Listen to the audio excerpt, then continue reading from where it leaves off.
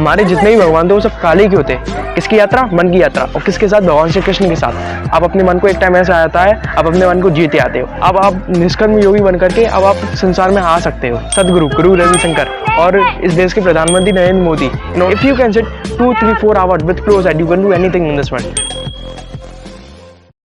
हमारे जितने भी भगवान थे वो सब काले के होते हैं। इस कॉन्सेप्ट को किसी इंसान ने समझ लिया, उसको करना क्या अपने जीवन में वो अपने आप समझ में आएगा। भगवान श्री कृष्ण काले थे लेकिन खाते क्या थे? माखन।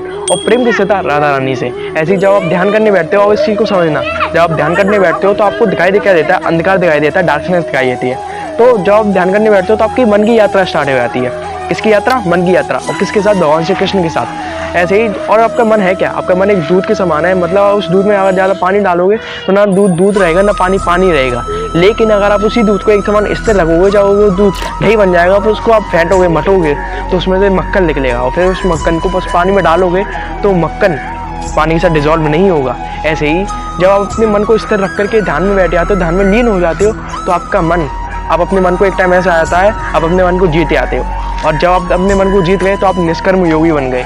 मतलब अब आप निष्कर्म योगी बन करके अब आप संसार में आ सकते हो। अब ये निष्कर्म योगी क्या मतलब क्या हुआ? भगवान श्री कृष्ण ने भगवद गीता के अध्याय में बताया है कि जीतात्मन प्रशांतस्य परमात्मा सहायतु सतोषण सुख दुखेषु तथा मानोपमानेयो।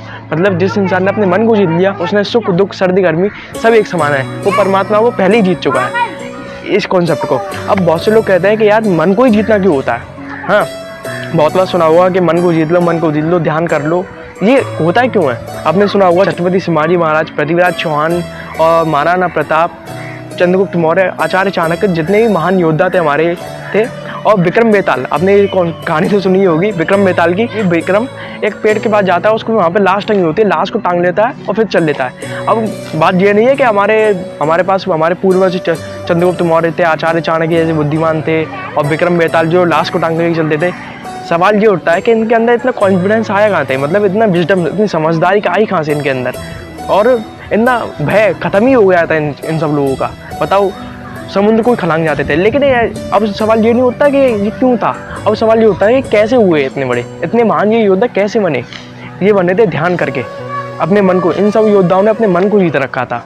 मतलब जो इंसान, अब कहता हूँ ना, जो इंसान अपने मन को जीत लेता है उसके अंदर कॉन्फिडेंस, विजडम, समझदारी और फियरलेस, मतलब भय खत्म ही हो जाता है उस इंसान का, जो इंसान अपने मन को जीत लेता है। मन जीता हुआ कौन है आज के टाइम में? अगर आप देखोगे सदगुरु, वो तो अपनी चेतना तक पहुँच गए हैं। सदगुरु गुरु रविशंकर और इस देश के प्रधानमंत्री नरेंद्र मोदी, इन्होंने तो अपने मन को ही जीत रखा था। आपने देखा नहीं कितनी बड़ी बड़ी उपलब्धियाँ पर आई हैं।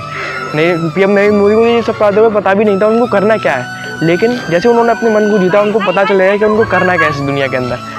If you can sit 30-14 minute with close eyes, you can do anything. But if you can sit 2-3-4 hours with close eyes, you can do anything in this world. अगर आप 30-40 मिनट ध्यान में बैठ सकते हो तो आप कुछ भी कर सकते हो। लेकिन अगर आप 2-3-4 घंटे तक अपने ध्यान में बैठ सकते हो तो आप इस दुनिया में कुछ भी कर सकते हो।